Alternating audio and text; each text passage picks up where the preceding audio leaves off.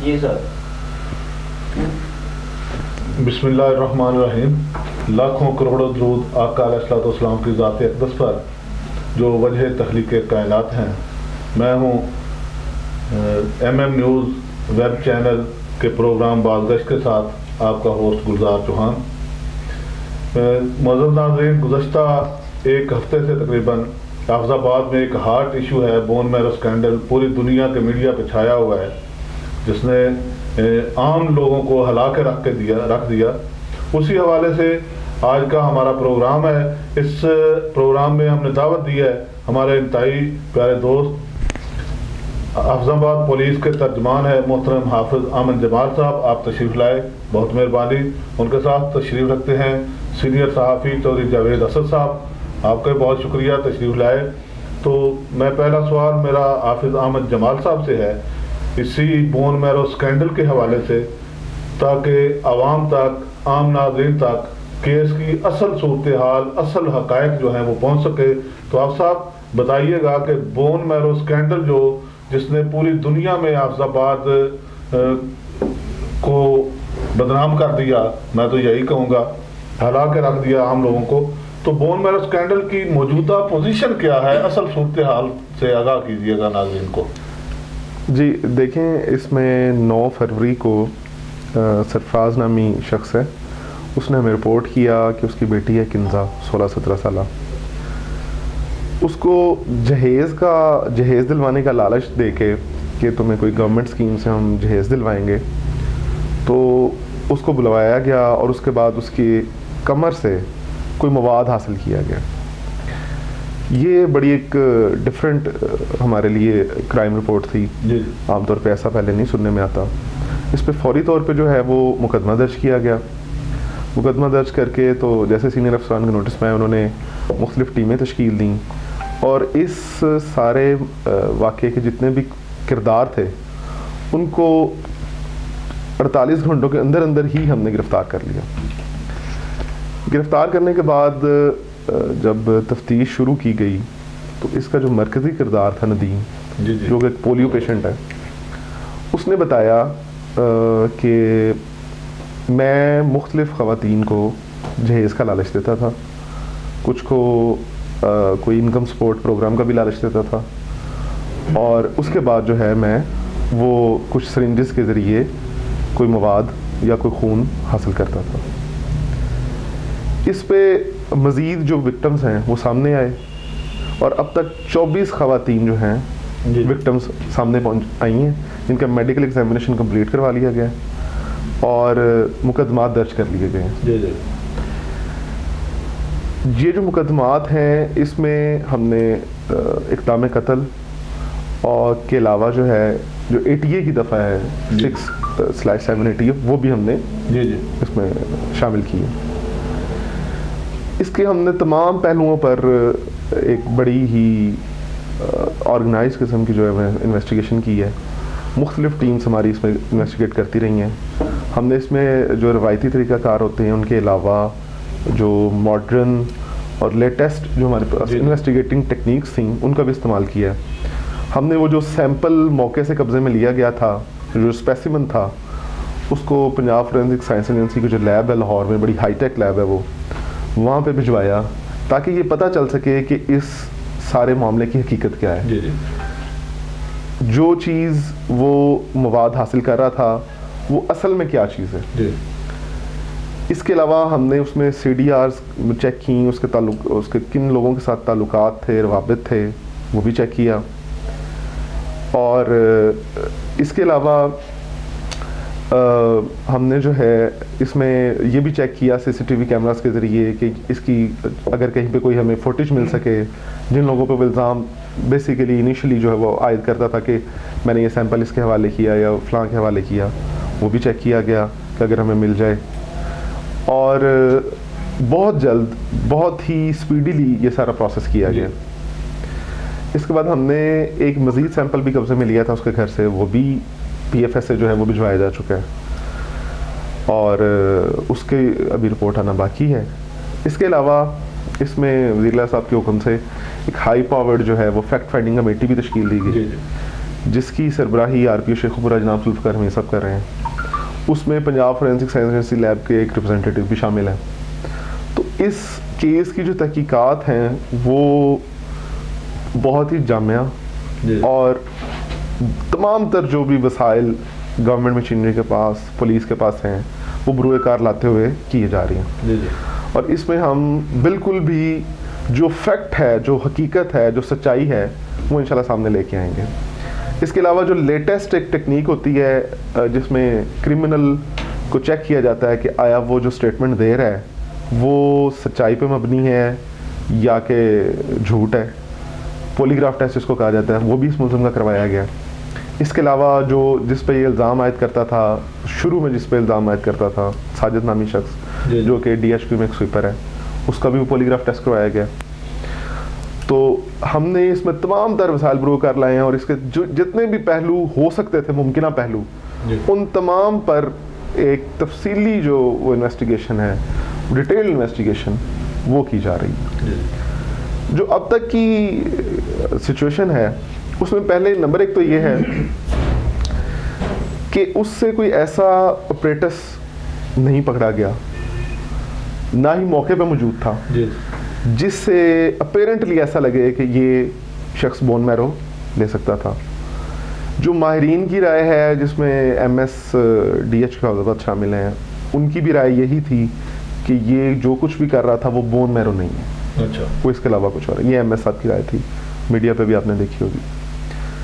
तो इन सब चीज़ों को मद्देनज़र रखते हुए वो स्पेसिमेन भिजवाएगा और जो हमें रिपोर्ट कन्वे की गई है, अभी कन्वे हुई है, उससे भी यही बात सामने आ रही है कि उसमें कोई बोन मैरो या स्पाइनल फ्लूइड उस स्पेसिमेन में जो मौका से जो किंदा बीबी से मुतल्लिका था उसमें सामने नहीं है। और मज़ीद जो है इसके बारे में जो फैक्ट फाइंडिंग कमेटी है उसकी रिपोर्ट में मेरा ख्याल है इसमें सारा कंक्लूड हो जाएगा और इसमें हतमी राय जो है वो दी जा सकेगी। जी अफसर, मेरे इसी हवाले से एक दो सवाल हैं कि एक नदीम गरीब आदमी है, क्या उसके बैंक अकाउंट चेक किया गया है? गुज़श्ता दिनों पता चला उसने को 38 लाख का एक मकान खरीदा है। पहले वो किराए के मकान पे रहता था, उसके बाप का एक छोटी सी दुकान है, तो उसने 38 लाख का मकान खरीदा है। इस तरह असलम जो है उसकी छोटी सी दुकान है, उसकी दुकान पे शायद 2000 का सामान हो, लेकिन उसका मकान जो है उस पर भी 10, 12, 15 लाख लगा हुआ नजर आता है, जो रिसेंटली लगाया है 1-2 साल में या 6 माह में। तो ये पैसे कहाँ से आए, इस हवाले से कोई आप लोगों ने चेक किया? देखिए, इसमें ये 4 भाई हैं जो नदीम लोग हैं, 4 भाई हैं। इसका वालिद एक टेलर मास्टर है, लोगों के कपड़े सिलाई करता है।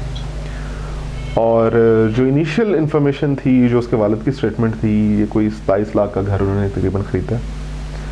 इसमें ये चीज़ भी मद्देनज़र रखनी चाहिए कि 27 लाख का घर एक शख्स जिसने सारी ज़िंदगी मेहनत मजदूरी की है और जिसका एक घर ऑलरेडी था, वो आज पैदा होकर उसने 27 लाख का घर नहीं खरीद लिया एकदम से। उसने अपना पिछला घर सेल आउट किया है और उसने फिर नया घर खरीदा है। तो ये एक 27 लाख का घर एक टेलर मास्टर के लिए, जिसके 4 जवान बेटे हैं, उसके लिए कोई बहुत बड़ी बात बज़ाहिर नज़र नहीं आती, और जिसकी एक प्रॉपर्टी भी ऑलरेडी थी जो उसने सेल की है। इसके बावजूद जो फैक्ट फाइंडिंग कमेटी है वो बिल्कुल इसके तमाम पहलुओं पे तहकीक करेगी। इसके और मेरा नहीं ख्याल कि किसी तरह का भी उसको फाइनेंशियल असिस्टेंस या इस तरह के मामले को जो है वो उस पर कोई दरगुजर किया जाएगा। दूसरा ये कि उसने अब तक 24 ख़वातीन सामने आ चुकी हैं, जबकि शोर बहुत ज़्यादा है, जो कहते हैं हमारे साथ भी ये मामला हुए। तो इन 24 में से किसी के साथ उसका तल्लक बना, या वो औरत जो उसका साथ दे रही थी, उसके साथी थी, वो क्यों इतनी भाग के लोगों को बरगला के कायल करती थी और उन्हें मेडिकल उनका करवाती थी, इधर रागम करती थी? इस हवाले से क्या? देखिए, एक तो आपने बिल्कुल दुरुस्त फरमाया कि इसमें बहुत ज़्यादा शोर था, 200 तक का फिगर भी कोट किया जा रहा था। आपके तवज्जो से मैं लोगों से यही कहना चाहूँगा, और हम खुद लोगों तक पहुँचे हैं इस मामले में, मोहल्ले में, हर जगह पे, कि अगर कोई मज़ीद विक्टिम है तो वो सामने ज़रूर आए। हम बिल्कुल हाजिर हैं, हम जो कानून के मुताबिक कार्रवाई है वो करने के लिए तैयार हैं, और हम चाहते हैं कि इस शख्स ने जो कुछ भी गलत किया है, हाँ वो कानून के किसी के दायरे में आता है, इसको उसकी सज़ा ज़रूर मिलनी चाहिए, कैफरे किरदार तक ज़रूर पहुँचना चाहिए। तो हम उसके लिए बिल्कुल हाजिर हैं, अगर कोई मज़ीद हो तो ज़रूर सामने आए, हम हाजिर हैं। एक चीज़ तो ये। दूसरी, आपने कहा कि वो जो खतून थी आमना बीबी, वो इसके लिए क्यों काम करती थी? आमना बीबी का जो खावंद है असलम, उसने ये बतलाया है कि क्योंकि उनका एक बेटा था जिसको इसने नौकरी का झांसा दिया हुआ था इनको कि मैं इसको नौकरी दिलवाऊंगा, ठीक है, ये एक ऐसा काम है जो मैं कर रहा हूँ और नेकी का और खैर का काम है, लोगों की गरीब बेटियों को जहेज मिलेगा, आप इसमें मेरा साथ दें, आपको भी फ़ायदा होगा, आपके बेटे को भी नौकरी मिलेगी। तो ये वो स्टेटमेंट है जो कि उसके खामंद असलम ने बताई। और असलम का बेटा जो है, जो इसका साथी था, असलम का बेटा और असलम की बीवी और ये नदीम इकट्ठे गुजरांवाला भी गए, पिंडी इस्लामाबाद भी इकट्ठे गए। इस हवाले से कोई आपने चेक किया कि ये इकट्ठे क्यों गए वहाँ पे, किससे मिलने गए, क्या वहाँ उन्होंने किया? देखिए, मैंने आपको पहले भी बताया कि जो नदीम के जितने भी सीडीआर्स हैं, जितने भी मामलात हैं, उसके किन लोगों से रवाबित थे, उसके तमाम तर कॉल डिटेल रिकॉर्ड्स, उसकी सारी जो ट्रैवल हिस्ट्री से हमें मिल सकती है, कॉल्स की मदद से, मोबाइल की मदद से, वो बिल्कुल जांची जा रही है। और इसमें कोई भी पहलू जो है वो तफ्तीश में नहीं छोड़ा जाएगा और हर एंगल पे, हर एस्पेक्ट पे तफ्तीश की जा रही है। जी जावेद साहब, आप अब सबसे पहली बात ये है कि एक आम आदमी जो कहीं पे इंजेक्शन लगाना हो ना वेन पे, तो वो नहीं लगा सकता। उस पे लगाने के लिए भी उसको कम मतलब थोड़ी बहुत ट्रेनिंग होती है, लेकिन वो ख़वातीन की रीढ़ की हड्डी में, जो कि बहुत ही अहम अज़र है इंसान का, वहाँ पे वो इंजेक्शन लगा के मवाद निकालता था। ये उसकी कोई सामने आई है कि उसने वो ये ट्रेनिंग कहाँ से ली थी? देखिए, जो अभी तक सिचुएशन सामने आई है उसमें उसका मवाद बाकायदा निकालना ही सामने नहीं आया। तो ट्रेनिंग तो दूसरा सवाल है। ट्रेनिंग तो उसके बाद आती जब पहले उसका मवाद निकाला जाना, कोई स्पेसिफिक मवाद निकाला जाना सामने आ जाता। वो बेसिकली क्या करता था कि वो एक उस चीज़ में अपना जो उसने एक बहाना बनाया हुआ था जहेज लालच देने का, उसके पीछे जाहिर है उसका कोई मोटिव होगा, उस मोटिव पे भी काम हो रहा है। वो fact finding committee polygraph test की मदद से जो है वो स्टैब्लिश करके इंशाल्लाह रिपोर्ट में ज़ाहिर है सामने आ जाएगा। उसमें ये बात अभी तक उस स्पेसिमेन से क्लियर नहीं हुई कि वो क्या कोई मवाद लेता था। बैकबोन के अंदर स्पाइनल फ्लूइड होता है, एक वो वही ऐसा मवाद है जो कि आप समझ सकते हैं, इसको कंसिडर किया जा सकता है। और ये भी जो माहिरीन बताते हैं कि ये डायग्नोस्टिक होता है, इसका कोई ऐसा चूज भी नहीं है। लेकिन उस स्पेसिमेन में वो स्पाइनल फ्लूइड भी साबित नहीं हुआ, तो लिहाजा उसका पहली बात है कि उससे कुछ लेना हासिल करना अभी तक साबित नहीं हुआ, तो ट्रेनिंग तो बात की बात है। दूसरी बात यह है कि कल मैंने उसके वालिद से मिला, मैंने उससे पूछा कि आप ये बताएं कि आपका बच्चा इसमें मुलव्वस है या इसको मुलव्वस किया जा रहा है। उसने कहा जी मेरे बच्चे को ना मुलव्वस किया जा रहा है। मेरे बच्चे ने मुझे ये बताया था कि मुझे महकमा हेल्थ में जॉब मिल गई है और वो सुबह 7 बजे घर से जाता था और 3 बजे वापस आता था। तो मैंने कहा इसकी तो मजदूर है, उसको उसने कहा जी मोटरसाइकिल पे इसको असलम हजरा का बेटा असनान लेके जाता था। क्या आपने असनान को इसको शामिल तफ्तीश किया है? देखिए बिल्कुल, ये जो इसका वालिद हैं असनान जिसका आप नाम ले रहे हैं, उसका वालिद असलम, वो इस वक्त हमारे पास रिमांड पर है। इसके अलावा इसकी वालदा आमना बीबी जो कि बेसिकली ख़वातीन को वरगलाती थी और इसकी इस मामले में हेल्प आउट करती थी। उसका घर भी इसके लिए, इस मकसद के लिए यूज़ होता था। उसी के घर में वो जो ख़वातीन आती थी वो सारा मामला किया जाता था। वो भी इस वक्त हमारे पास जो है वो रिमांड पर है और इनसे बिल्कुल तफ्तीश की जा रही है। दूसरी बात ये है कि ये एक कानूनी पहलू है, इसके अलावा सोशल पहलू भी इसका है कि अभी तक इतनी ख़वातीन, पहले जो था वो नदीम जो है वो तकरीबन हर लम्हे पे अपना बयान तकरीबन चेंज करता है। पहले उसने इरफान को फंसाया कि जी ये जो इरफान जो है मेरे साथ मौजूद था, बाद में उसने बयान चेंज किया जी ये बेगुनाह है। उसके बाद फिर उसने कहा कि जी मैंने तो अभी तक जो है सिर्फ 12 ख़वातीन को मुतासर किया है, लेकिन अब जो ख़वातीन हैं वो तकरीबन सामने 25-26 आ गई हैं। तो आया आपका जो पोली टेस्ट कराया गया, पॉलीग्राफ टेस्ट जिसको कहते हैं, क्या उसमें जो उसने बोला है वो सच का है या वहाँ पे भी उसका कोई झूठ पकड़ा गया?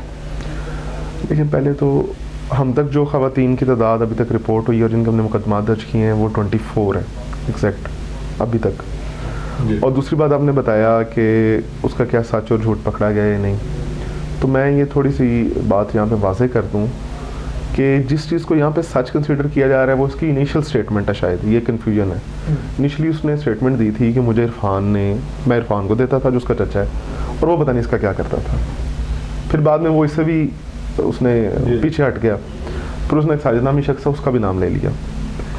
फिर उसके बाद उसने एक तीसरी स्टेटमेंट भी दी है जो कि पॉलीग्राफ टेस्ट में उसकी फाइनल रिपोर्ट आने पे पता चलेगा कि उसने क्या किया था।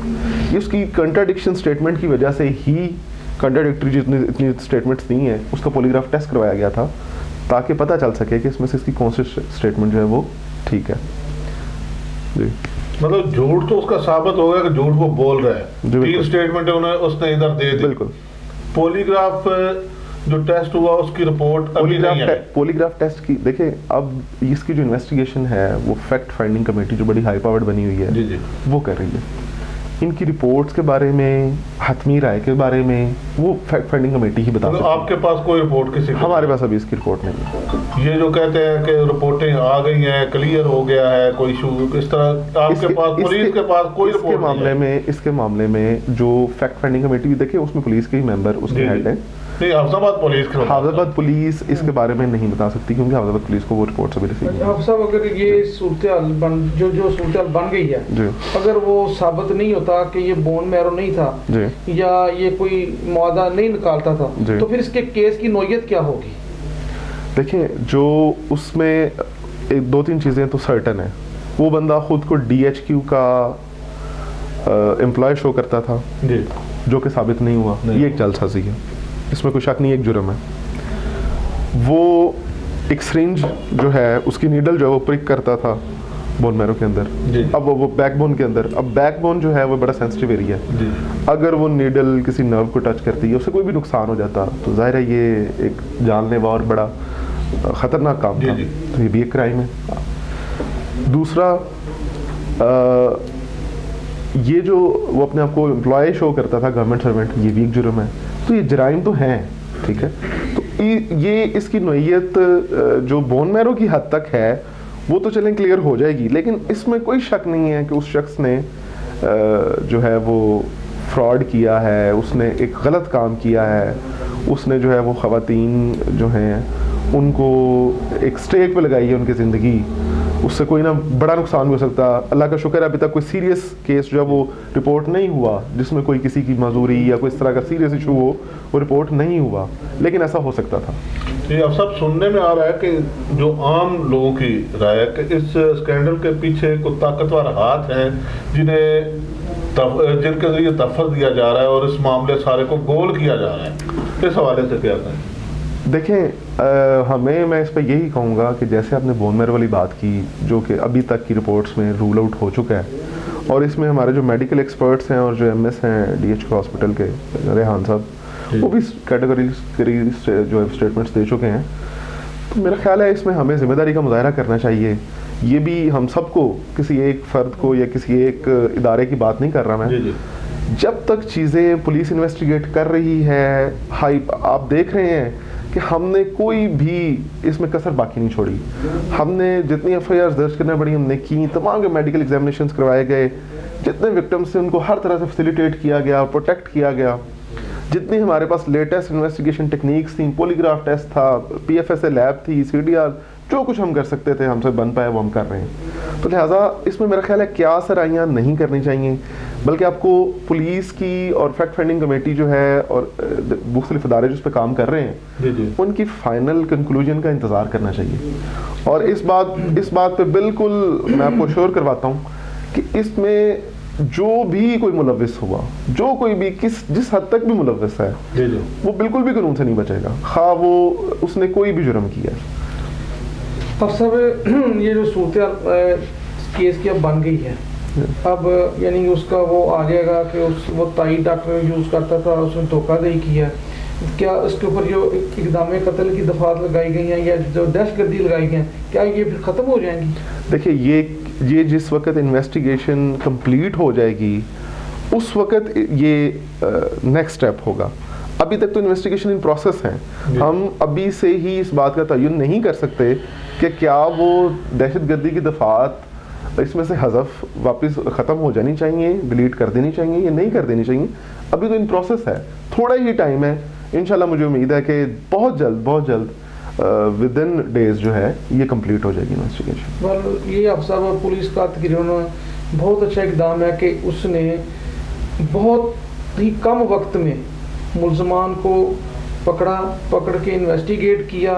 इन्वेस्टिगेट करने के बाद उनके जो टेस्ट हैं जो दीगर है वो किया। इसमें पुलिस अफसर जो है वो काबिल तारीफ़ है कि जितनी पुलिस के मतलब ये आरा पाई जाती है, पुलिस बहुत डिले करती है, लेकिन ये वह केस है जिसमें पुलिस ने इतनी जल्दी और इतना अच्छा इकदाम किया है।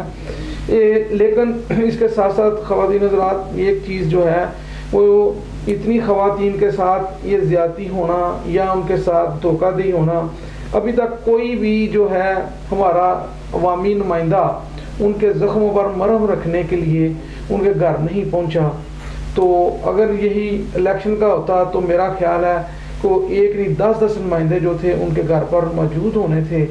हमें सोशल लाइफ में भी कम अज़ कम उन ख़वातीन हज़रात की तरफ, आज जो है उनका जो एक काउंसलर है वो सिर्फ आज उनके घर गया है, वो भी लाके काउंसलर MPA साहब हैं, उनका वो जगह जो है सारी सेल और तकरीबन मलक फ़याज़ साहब ने की है, वो भी नहीं गए। उसके अलावा हमारे चेयरमैन हाफिज़ाबाद के वो भी कोई नहीं गए। MNA साहबा जो हैं वो भी नहीं गई।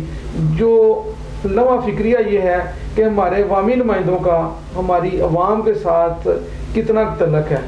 बदनाम पुलिस को किया जाता है, लेकिन इसमें सबसे ज़्यादा कारकर्दगी जो है वो पुलिस की है, लेकिन सियासतदानों ने इसके ऊपर कोई मरहम नहीं रखी।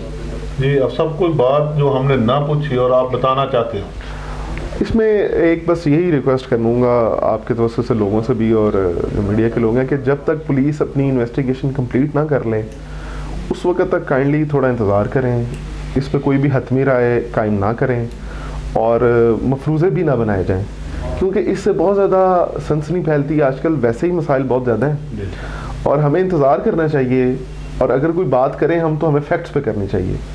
जैसे मैं आपको एग्जांपल दूंगा कि ये जो बोन मैरो लफ्ज़ है, ये टर्म है, ये ना तो कंप्लेनेंट ने इस्तेमाल किया था जब उसने FIR दर्ज करवाई है, और ना ही ये किसी इदारे की जानिब से जो तहकीकात में शामिल है, जिसमें हेल्थ के नुमाइंदे भी शामिल हैं, पुलिस है, उन्होंने किया। तो हमें ये देखना चाहिए कि ऐसी चीज़ें जिनसे सनसनी फैलती है और जो हक़ाइक़ पे मबनी नहीं होती उनसे हमें परहेज़ करना चाहिए। हमें वेट करना चाहिए इन्वेस्टिगेशंस का, और अगर हमें कुछ कोर्ट करना है तो हमें हक़ाइक़ पे करना चाहिए जिस पे जो कि हम साबित कर सकते हैं। जी, शुक्रिया। जी नाज़रीन, जैसा कि आपने सुना, पुलिस तफ्तीश कर रही है। मज़ीद जो भी हालात हुए हम अपने नाज़रीन को आगाह करते रहेंगे। मैं इरफान के साथ इजाज़त चाहूँगा। बहुत मेहरबानी। अल्लाह हाफ़िज़।